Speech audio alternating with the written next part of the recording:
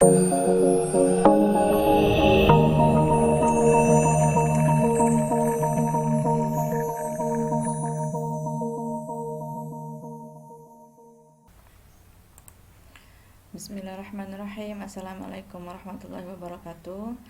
Apa kabar semuanya? Semoga kita selalu dalam keadaan sehat walafiat dan selalu diberikan keberkahan oleh Allah Subhanahu wa taala. Pada video kali ini saya akan membahas tentang materi yang ada di pertemuan ke-13, yaitu manajemen pengadaan proyek. Apa itu proses manajemen pengadaan proyek? Proses manajemen pengadaan proyek adalah proses-proses yang diperlukan untuk membeli atau memperoleh produk-produk, jasa, atau hasil-hasil yang diperlukan dari luar tim proyek. Atau bisa disebutkan juga pengelolaan kontrak dan kendali proses perubahan yang diperlukan untuk mengembangkan dan mengurus pesanan, pembelian, atau kontrak-kontrak yang dikeluarkan oleh anggota tim proyek yang diberi hak. Atau bisa disebut juga pengaturan kontrak manapun yang dikeluarkan oleh satu organisasi luar, yaitu pembeli, yang memperoleh proyek dari penyelenggara organisasi atau penjual dan mengatur kewajiban-kewajiban sesuai kontrak yang ditempatkan di tim proyek oleh kontrak. Itu pengertian dari proses manajemen pengadaan proyek. Ada 4 proses pada manajemen pengadaan proyek. Yang pertama itu rencana pengadaan. Yang kedua, melakukan pengadaan. Yang ketiga, mengurus pengadaan. Dan yang keempat adalah menutup pengadaan. Ini ikhtisarnya. Bisa dilihat ada input, ada teknik dan peralatan, dan serta ada outputnya dari masing-masing proses. Kita masuk ke proses yang pertama, yaitu rencana pengadaan. Rencana pengadaan adalah proses dokumentasi keputusan pembelian proyek, menetapkan pendekatan, dan mengidentifikasi para penjual yang potensial. Keputusan membuat dalam mengembangkan rencana manajemen pengadaan dapat juga mempengaruhi jadwal proyek dan diintegrasikan dengan pengembangan jadwal, memperkirakan aktivitas sumber daya, dan putusan buat atau beli.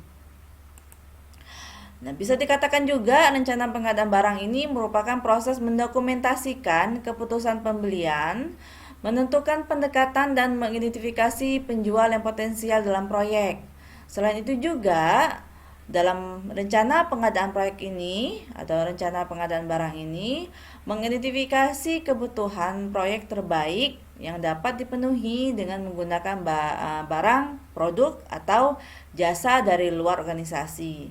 Jika tidak ada keperluan untuk membeli produk atau jasa dari luar organisasi, maka tidak perlu melakukan proses manajemen pengadaan lainnya.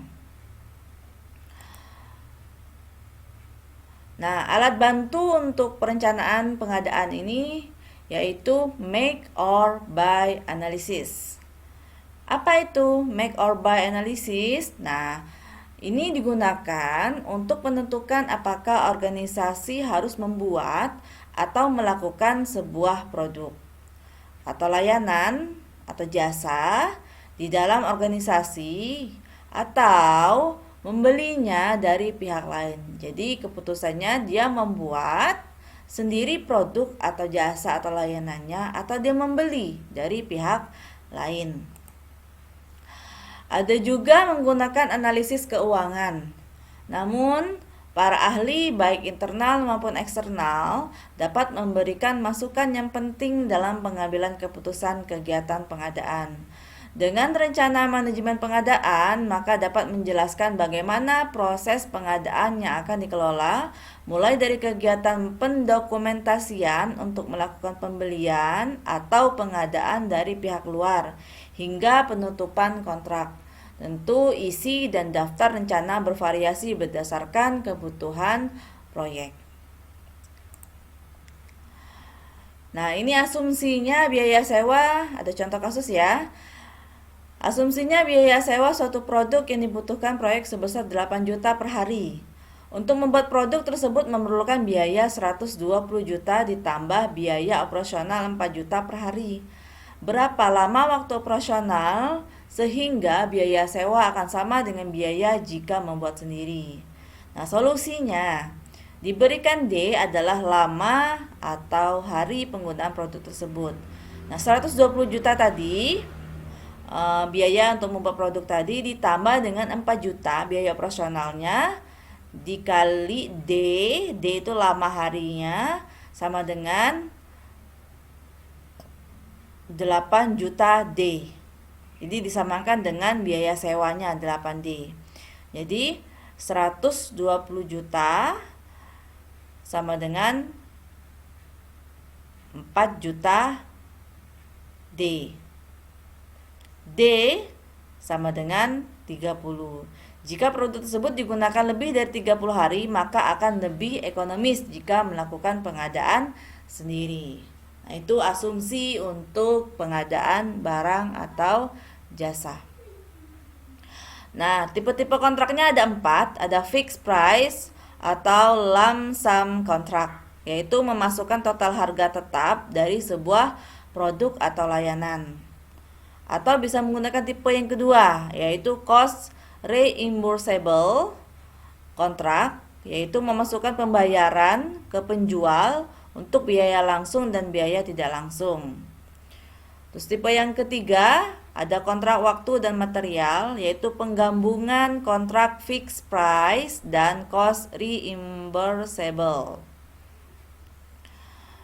Dan yang keempat ada unit price kontrak, yaitu mewajibkan pembeli untuk membayar penjual sesuai dengan jumlah per unit layanan yang telah ditentukan. Nah, itu tipe-tipe kontraknya. Nah, proses yang kedua yaitu melakukan pengadaan. Melakukan pengadaan adalah proses tanggapan perolehan penjual, memilih seorang penjual dan menganugerahkannya kontrak. Jadi ada kontrak antara penjual dan pembeli. Pada proses ini, tim akan menerima proposal-proposal atau penawaran-penawaran dan akan menerapkan sebelumnya memilih kriteria yang digambarkan untuk memilih satu atau lebih para penjual yang berkualitas untuk melaksanakan pekerjaan dan bisa diterima sebagai penjual. Jadi, dalam proses ini ada lebih dari satu proposal atau penawaran-penawaran, ya, dan bisa memilih satu atau lebih dari kontrak tersebut, dari proposal tersebut, ya, yang berkualitas agar melakukan pekerjaan atau melakukan pengadaan ini dan bisa diterima sebagai penjual.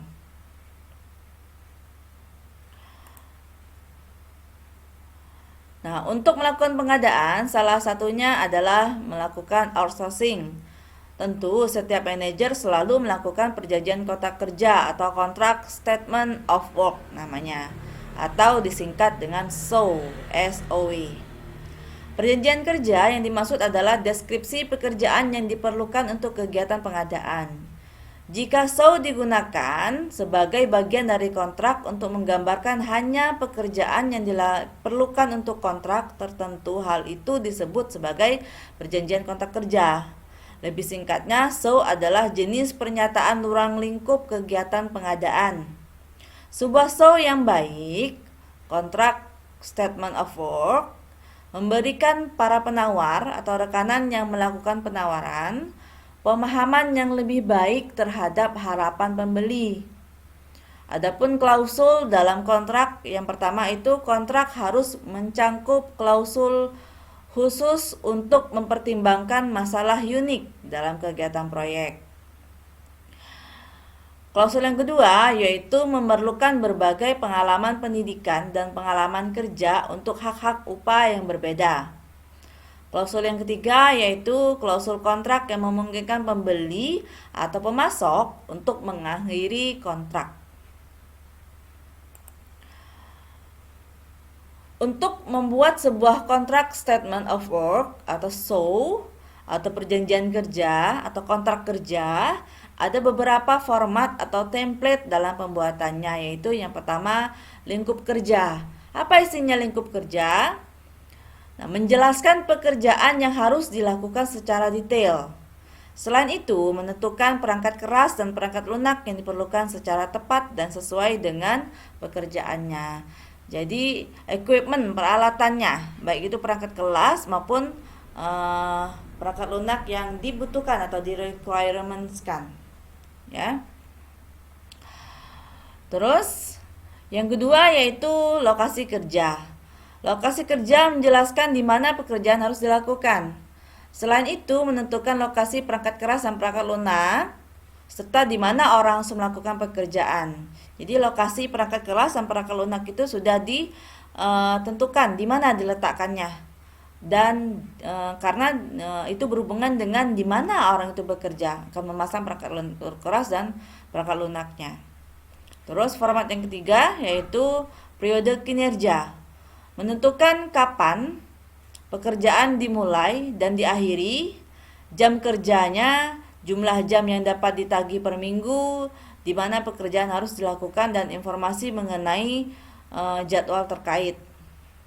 Yang keempat, ada jadwal produk yang dihasilkan.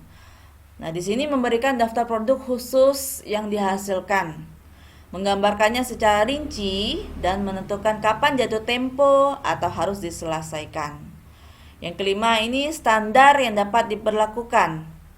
Menentukan standar-standar spesifik setiap perusahaan atau industri yang relevan dengan pelaksanaan pekerjaan. Dan format yang keenam ada kriteria penerimaan. Nah, menjelaskan bagaimana organisasi pembeli akan menentukan apakah pekerjaan dapat diterima. Nah, kriteria penerimaannya maksudnya ya.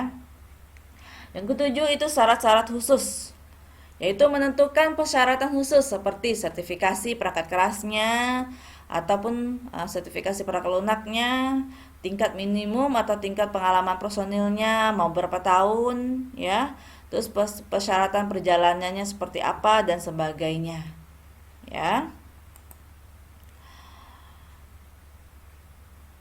Step yang ketiga atau proses yang ketiga yaitu mengurus pengadaan. Mengurus pengadaan adalah proses memanage hubungan-hubungan pengadaan, pemantauan performa kontrak, dan membuat perubahan dan koreksi-koreksi jika dibutuhkan. Nah, kegiatan pelaksanaan pengadaan ini yang pertama itu menentukan pihak yang bertanggung jawab dalam mengerjakannya. Siapa ini yang mengerjakannya dalam proses pengerjaan proyek ini atau pengadaan ini? Yang kedua, mengirim dokumen ke penjual-penjual yang potensial. Yang ketiga, memperoleh proposal atau penawaran, tadi sudah dijelaskan. Yang keempat, memilih penjual, memilih proposal yang mana yang terbaik. Ya, berarti itu juga memilih penjual mana yang baik berdasarkan proposalnya. Yang kelima itu setelah fix siapa penjualnya, fix proposalnya, lalu dibuatkan kontrak. Step yang keempat yaitu menutup pengadaan. Menutup pengadaan adalah proses melengkapi masing-masing pengadaan proyek. Awal penghentian satu kontrak adalah satu kasus khusus dari penutup pengadaan yang dapat diakibatkan oleh satu persetujuan timbal balik kedua belah pihak, dari asumsi dari satu pihak, atau untuk kenyamanan pembeli jika yang disediakan untuk di dalam kontrak.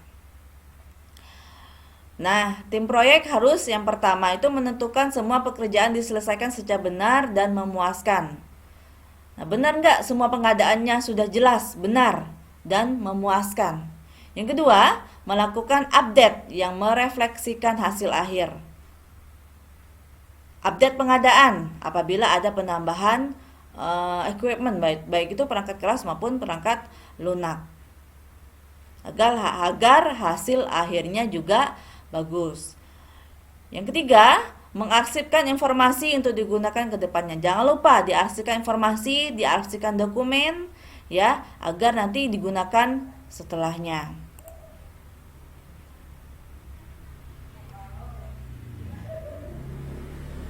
Nah, demikianlah video kali ini. Lebih dan kurangnya saya mohon maaf. Akhir kata saya ucapkan wassalamualaikum warahmatullahi wabarakatuh.